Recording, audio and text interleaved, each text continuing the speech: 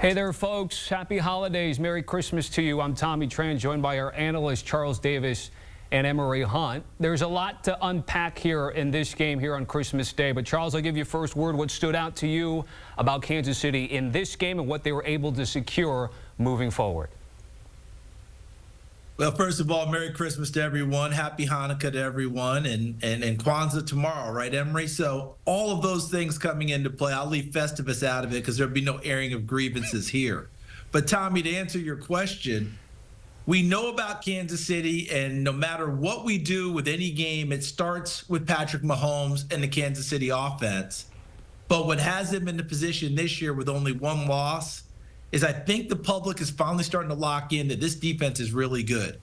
And they did it again today without Chris Jones, who's an all-pro defensive tackle and a flat-out game wrecker, as we like to say. But the last part of it is this is a Kansas City offense that's getting healthier at the wide receiver position. And I thought that they've been vulnerable at the tackles, but the tackles held up pretty well today, although Juwan Taylor, of course, is going to have a few holds in there and get out quickly. But Joe Thuney's doing a great job there. I wondered how weak they would be. But all in all, this Kansas City team getting healthier on offense, and the defense is their constant. And as they say, guys, defense travels, and it traveled to Pittsburgh today. And that's a great point, Charles, to build on that offense getting healthy points you made. I thought today they were able to showcase just the passing game because they really didn't run the football. They didn't really have to. So they were able to showcase that health at wide receiver, that health in the passing game. And it was just a continuation of what we saw last week for the Pittsburgh Steelers on defense, to the fact that they couldn't stop the team from throwing the football whenever they wanted to, where they wanted to, and they were able to convert inside the red zone with their passing game and got creative with the way they got Xavier Worthy to football. We saw Travis Kelce flying open with some busted coverages as well. So offensively speaking for Kansas City, it was about the passing game. They didn't even need their run game today to knock out Pittsburgh.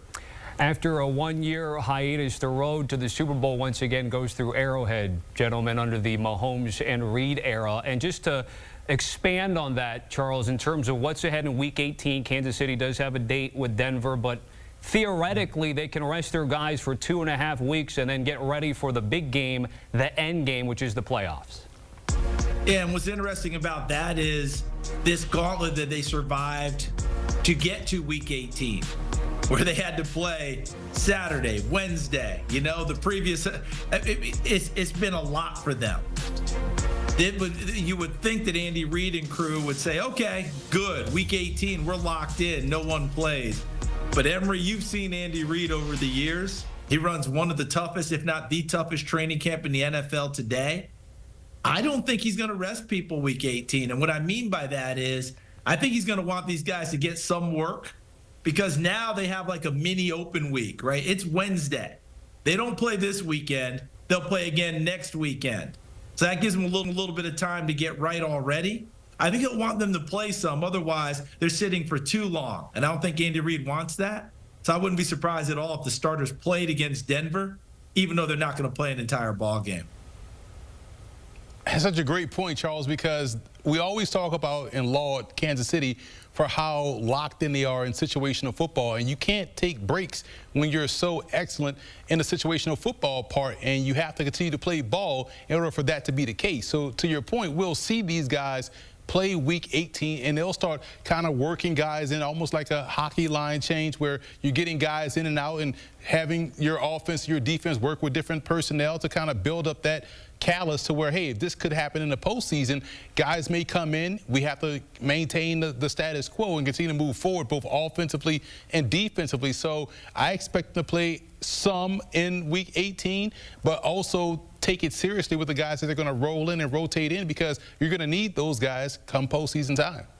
All right, guys, let's get to the Steelers. And Emory, I'm going to give you first word on Pittsburgh here. Bad time to have a 3-game losing streak. What is wrong with Pittsburgh in your eyes, and is it fixable with just another regular season game left to go?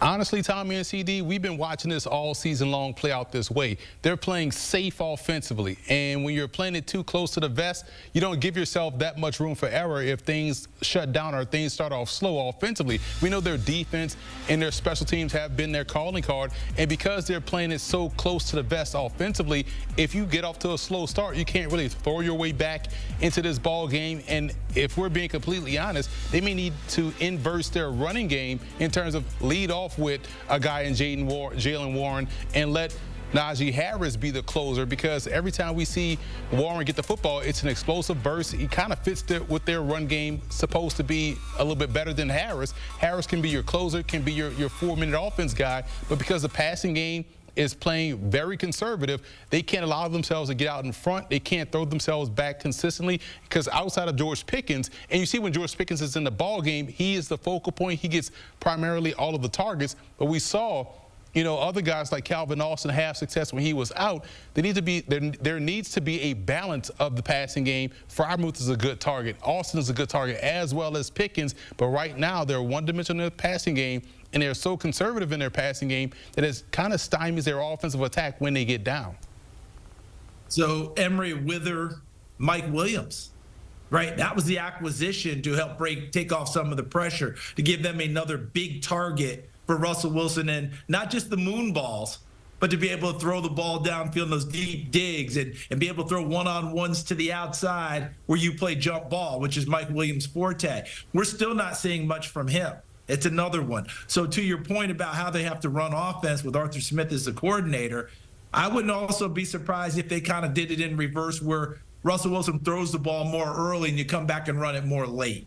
And all the guys you talked about are big-time players. Freiermuth has to be spotlighted at the tight end position. He can hurt you in the middle of the field. He can catch a short pass and turn it into more. Obviously, we know about Pickens, but he's going to draw all the big coverage. Find other people, give them a chance, and then you come back with Najee Harris, Jalen Warren. But that's all predicated on being able to play the game either even or from the front. Guys, I like Pittsburgh as much as anyone likes Pittsburgh. But when you win 2 games in the NFL where Chris Boswell, your field goal kicker, scores all your points in 2 games, at Atlanta, first game against Baltimore, that doesn't happen very often.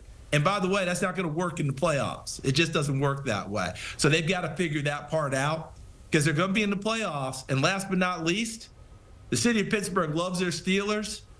They would like to see a playoff win. Haven't had one since 2016, which is hard to believe with the Steelers. But they're tired of just making the playoffs. They want to see some advancement.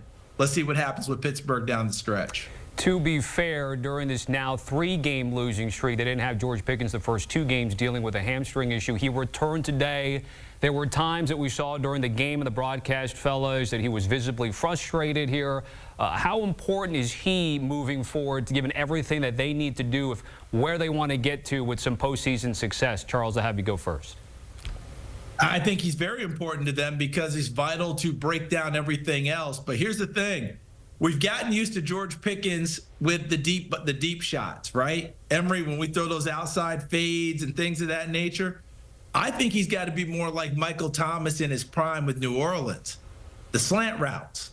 Get him going with some stuff underneath. Hit him on slants, digs, other things where he's actually catching the ball on the move. That will help the yards after catch. That will help keeping people off of him, things of that nature. Because otherwise, a lot of jump balls, that's wonderful. He's going to win a good number of them, but there will be some plays that he won't win. But you get him those quick slants, get him upfield, break people down. That's going to hurt a defensive back, because now you can't just sit on those outside routes and say, okay, jump ball coming. Where's my double coming from the inside? It's impressive because we always talk about how elite his hands is, and we completely understand it. He has the best hands on the team, best hands in the city of Pittsburgh, best hands in the AFC North. We can go on and on, right? He has great hands. I think we're underselling how good he is after the catch. You touched on it, Charles. Those short, quick plays in the passing game allows him to not only make things happen for his offense, but keeps him locked in mentally in the game, to where you won't see those outbursts coming from him when things don't go his way in terms of the ball going his way. But he just really wants to win. He wants to help his team win, and he has the mindset of the elite playmaker, like, hey, if things are not working, get me the football. I can make something happen. We saw that a couple of times in this ball game when they threw the football to him short, him make an outstanding catch, break a tackle, and then get deeper down the field with the run after the catch. So they got to find ways to get him involved early. You can't just get locked in and thinking he is only a go ball guy. And if they can just realize that, get him to where he's going to have the maximum effort with the ball after the catch, he's going to block better. In the run game, you're going to get everything that you want offensively if you involve your playmakers early and often in the ball game. Pittsburgh will have a chance to bounce back in a division game against the Bengals in Week 18. All right, Charles, Emory, don't go anywhere. Much more to talk about in terms of the NFL, but a reminder about the slate that we have this Sunday. 3 games in the 1 Eastern window. Then at 4:05 Eastern, Dolphins at Browns, CBS, and streaming on Paramount+.